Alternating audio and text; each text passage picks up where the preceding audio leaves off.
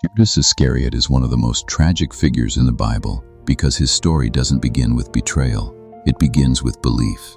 Judas was one of the 12. He followed Jesus for years, witnessed miracles, heard the teachings, and traveled alongside the disciples. He wasn't standing outside the movement. He was part of it. That is what makes his story so fascinating.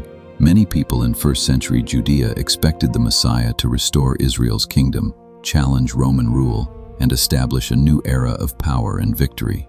But Jesus kept refusing that script.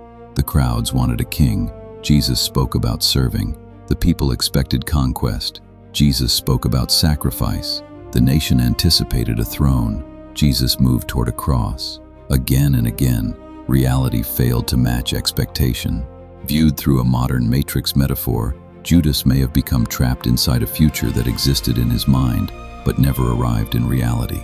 The script he expected kept colliding with the story that was actually unfolding. Then came the betrayal. 30 pieces of silver, a kiss in the garden, one of the most famous moments in history. But the real tragedy comes afterward. Judas returns the money.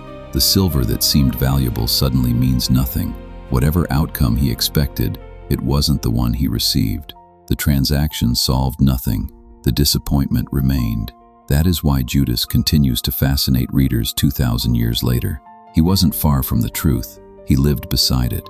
Yet somewhere along the way, he became so attached to the reality he expected that he could no longer accept the reality unfolding before him. And in that gap between expectation and reality, one of history's most famous betrayals was born.